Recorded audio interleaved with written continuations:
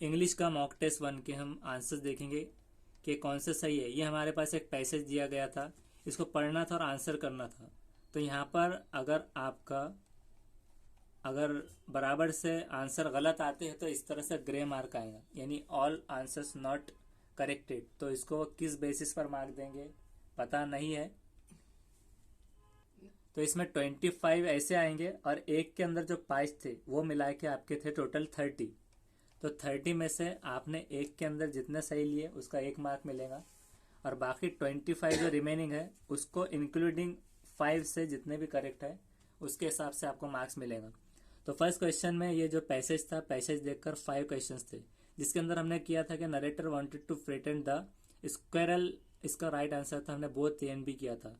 तो फ्रेटन the squirrel था कि उसको परेशान करना चाहता था वो, नॉट द चाबुक।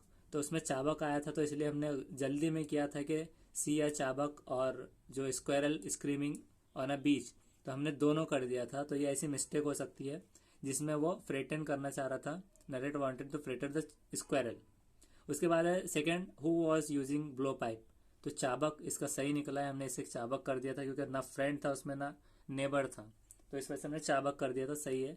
आफ्टर चाबक threw the dart of squirrel it remain unmove. तो हमने पैसेज में से ढूंढा था यहाँ पर से कि वो अनमूव्ड हुआ था इसमें आने के बाद।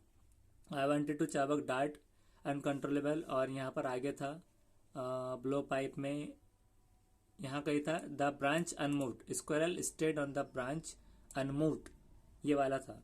तो इस हिसाब से अनमूव्ड है राइट आंसर। और इसके बाद Temiar blow pipe is made up of. Temiar blow pipe ये बाम्बू स्टिक का बना था, हमने यहाँ पर से सर्च किया था उसे कि किससे बना था वो। तो ये बाम्बू, ये यहाँ पर लिखा हुआ है blow pipe normally some 2 metres along made up of single length of bamboo, ये था। उसके बाद नेक्स्ट है fifth one, which word in the passage means the small thin sharp piece of wood glass और similar metal broken off from a larger piece. तो splinter यहाँ पर हमने किया था, जो हमें यहाँ पर मिला था कहीं पर स्प्लिंटर ढूंढने पर मिल गया था। तो आपको पैसेज पढ़कर टाइम वेस्ट नहीं करना है क्योंकि वैसे आपके पास टाइम कम पड़ जाने वाला है, तो इसे इस तरह से सॉल्व करना है। Next, which word in the passage means a young tree. तो स्पेलिंग जो था सैपलिंग, सैपलिंग ट्री, तो ये from a young sapling tree does not take. तो इस तरह से ये, इस तरह इसके आंसर्स थे 5, जिसमें से हमारा एक गलत हुआ है, तो ये 4 यहाँ पर मिल गए। नेक्स्ट है 2, the most useful approach for beginning of teaching English will be. कि लिसनिंग की प्रैक्टिस करना, ये हमारा सही जवाब आया है। टीचिंग अप्रिशिएट करना लैंग्वेज को नहीं है, अल्फ़ाबेट और रीड राइट नहीं है, लिसनिंग प्रैक्टिस राइट आंसर है। Next third, evaluation of language the record must be stored. तो इवेल्यूशन लैंग्वेज में इंटरेस्ट स्टूडेंट का और सोशल एडजस्टमेंट प्रोग्रेसिव डेवलपमेंट का होना जरूरी है। इंसिडेंट ऑफ इनडिसिप्लिन नहीं है, प्रेजेंस ऑफ स्टूडेंट नहीं होना चाहिए, और बिहेवियर ऑफ स्टूडेंट नहीं है। इंटरेस्ट ऑन स्टूडेंट के इनके इंटरेस्ट पर डिपेंड, और सोशल एडजस्टमेंट जो करते हैं प्रोग्रेसिव डेवलपमेंट में, इस पर वो डिपेंड रहेगा। फोर्थ है steps present in lesson include. तो सारे होते हैं model reading, loud reading, pronunciation, drill, तो राइट आंसर है। नेक्स्ट है fifth, advantage of text book क्या है। स्टोर होता है उसमें past language knowledge, definite basis of assignment होता है, मोटिवेशन भी मिलता है, सारा सही है। सिक्स गलत हुआ है कि एनसीएफ के हिसाब से 2005 टीचर क्या है, तो फ्रेंडली बिहेव होना चाहिए, साइकोलॉजी का पार्ट है। लेकिन इंग्लिश के अंदर जो हमारे पास क्वेश्चन आया था तो उसके हिसाब से टीचर एनसीएफ के हिसाब से ये रूल में आ रहा है। साइकोलॉजी जो था सीडीपी में, तो फ्रेंडली पढ़ाना एक साइकोलॉजी के हिसाब से था। और अब यहाँ पर फैसिलेटर, जिसको कहते हैं हम लर्निंग फैसिलेटर, एक टीचर को 2005 के हिसाब से फैसिलेटर के हिसाब से होना चाहिए, ये इसका सही जवाब है। नेक्स्ट है the assessment of language shows us. जांच जो असेस लैंग्वेज की होती है, तो हमने बोथ एन भी किया था कि कितना स्टूडेंट, तो ये सही है। How much students have learn, कितना उन्होंने सीखा है, ये शो करता है हमें जांच। Language is a learning part of language learning and teaching, ये नहीं है, तो सिर्फ सेकेंड है how much student have learn.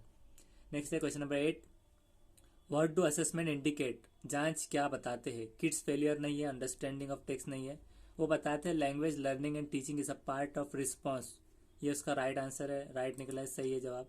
Next है primary objective of role play क्या है। एक्टिंग, मतलब टैलेंट, एक्टिंग, जैसा बॉलीवुड वगैरह हमने बताया था, फिल्म इंडस्ट्री में जाना नहीं है, डेवलप एक्टिंग टैलेंट ड्रामा का। प्रमोट करना रीडिंग हैबिट भी नहीं है और राइटिंग स्किल भी नहीं है। इम्प्रूव करना कम्युनिकेटिव कॉम्पिटेंस इसका सही जवाब है। नेक्स्ट है through silent reading the learners में एक्वायर मास्टरी ओवर वोकेबलरी, तो ये भी सही जवाब है, वोकेबलरी पर उसकी मास्टरी होगी।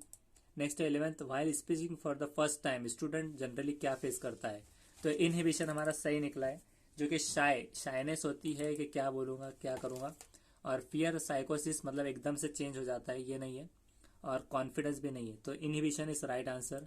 नेक्स्ट है action chain is the one of the way to develop, तो एक्शन चेन प्रोनाउंसिएशन में नहीं बल्कि कन्वर्जेशन में आएगा कि कन्वर्जेशन में डेवलप करता है ये एक्शन चेन, तो याद रखना है action chain is equals to conversation, conversation is equals to action change, इस तरह से याद करना है। नेक्स्ट है which of the following is important to assess the language, language की जांच के लिए इसमें से क्या ज़रूरी है।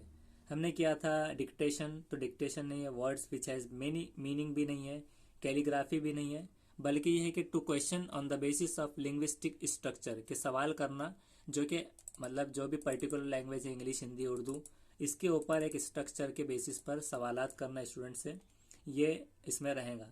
उसके बाद question number 14th which one is regarded as the best style of writing, तो vertical is the right answer, कि उसे मतलब बॉटम टू टॉप की तरफ नीचे से ऊपर मतलब लिख कर अच्छे से, मतलब जो भी हम लिखते हैं जैसे कि ABCD जैसे कि कर्सिव राइटिंग है, तो कहाँ से चालू होती है, लाइन के नीचे से और ऊपर की तरफ जाती है, तो उस तरह से जो मेथड है बेस्ट स्टाइल ऑफ राइटिंग में वर्टिकल को बताया गया है, रिगार्ड किया गया है, तो इससे याद रखना है वर्टिकल।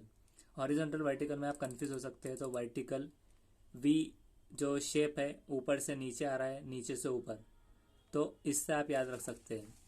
हॉरिजॉन्टल में एज जो है तो आगे की तरफ जाता है, कभी कभार इसमें बहुत कन्फ्यूजन हो जाता है दोनों में क्योंकि दोनों साथ आते हैं हमेशा।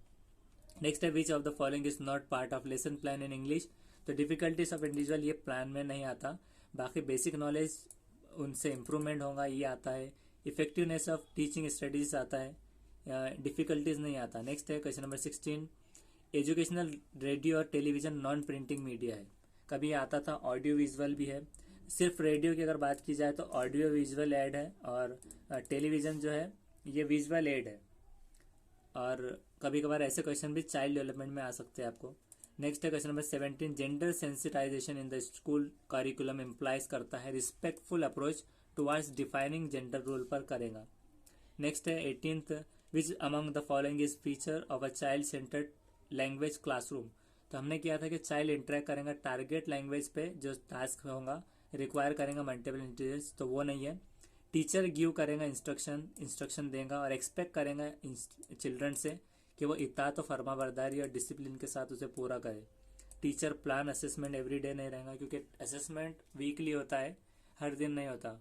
वर्क इंडिविजुअली भी देना मुश्किल है, तो इस वजह से ये दो तो नहीं थे, और ये भी नहीं इंटरेक्ट करना टारगेट लैंग्वेज पर बल्कि इंस्ट्रक्शन और एक्सपेक्ट करना ओबे और डिसिप्लिन मैनर में। Next question number 19 identify where the collective form is an error, तो एरर क्लच ऑफ डक्स ये एरर है इसमें, बाकी सब सही है। Hosts of angels, congress of baboons, shoal of fish. Next है इसी तरह से 20 according to the constitution of India English is an link language है जो जोड़ती है, ऑफिशियल हिंदी है ये हमें याद रखना है, और एसोसिएट ऑफिशियल इसमें नहीं आएगा, विंडो नहीं है, लिंक लैंग्वेज जो जोड़ती है कम्युनिकेट करती है, तो इससे याद रखना है। Next language is learn primarily by, primarily recognition of sound, ये सही जवाब है कि उसकी रिकॉग्नाइज करना यानी कि उसको पहचानना, उसकी साउंड जिस तरह से अदा हो रहा है उसको पहचान कर लैंग्वेज लर्न किया जा सकता है। Stroke practice, speech practice, reading practice नहीं है इसके अंदर।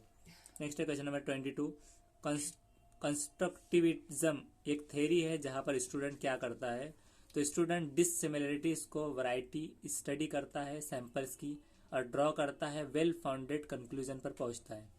फ्रॉम देयर ओन अंडरस्टैंडिंग ये गूगल पर भी बता सकता है लेकिन ये गलत है। फैसिलिटेटेड बाय टीचर भी नहीं है, कंस्ट्रक्ट देयर ओन वाला दोनों भी नहीं है, own learning aid own understanding भी नहीं है, और फैसिलिटेटेड बाय टीचर भी नहीं है। स्टडी करेगा variety of dissimilar samples and draw करेगा वेल फाउंडेड कंक्लूजन्स। नेक्स्ट है क्वेश्चन नंबर 23 पोएट्री, तो पोएट्री रेसिटेशन हेल्प करता है लर्नर को क्या करने, लर्न रिदम भी नहीं और राइमिंग वर्ड्स भी नहीं, प्रॉपर इंटोनेशन और स्ट्रेस पर ये करता है कि मतलब कहाँ पर टोन इंटोनेशन बना है टोन से, और टोनिंग और स्ट्रेस कहाँ पर जोर देना है, कमी जाती, तो वो चीज़ों पे प्रॉपर इंटोनेशन और स्ट्रेस सिखाता है, ना कि सेम साउंड। नेक्स्ट है question number 24, reading skill can be develop best by. Reading की स्किल बनती है बेस्ट कि फोकस करके use of words from context in the text, जो भी पैराग्राफ वगैरह दिया हुआ है उसमें से यूज़ ऑफ वर्ड्स करके टेक्स्ट का रीडिंग स्किल हैबिट बनाई जा सकती है। आंसर से लिख के नहीं आएंगी रीडिंग की स्किल, वोकेबलरी एक्सरसाइज से सिर्फ वर्ड्स याद होंगे, क्विजेस और प्लेइंग वर्ड गेम से भी वो अल्फ़ाबेट्स और वोकेबलरी की तरफ जा सकता है। तो फोकस करना, ये वाला उसका सही जवाब है। नेक्स्ट है, poetry is the dash express in music of language. ये पोइट्री ये सॉन्ग ऑफ सोल है, मतलब रूहानी मतलब सॉन्ग जो एक्सप्रेस होता है, या फिर म्यूजिक ऑफ लाइफ है, लाइफ की म्यूजिक भी नहीं है, सॉन्ग ऑफ लाइफ भी नहीं है, म्यूजिक ऑफ थॉट होता है ये पोइट्री, कि जिसमें सोच वगैरह रखकर एक्सप्रेस किया जा सकता है एक म्यूजिकल टोन लैंग्वेज में। तो ये होती है पोइट्री, ये उसके आंसर्स है। तो इसमें हमें ये समझ में आ गया है कि क्वेश्चन नंबर 1 जो रहेगा आपको ज़्यादातर वो इंग्लिश के पैसेज पर डिपेंड रहेगा, और बाकी सब जो जितने भी है linguistic, not only English but also language पर आपको चाइल्ड डेवलपमेंट के हिसाब से ये क्वेश्चंस एग्जाम में आ सकते हैं। और आगे चल के अदर ग्रामर भी है जो इंग्लिश ग्रामर बेस्ड रहेगा।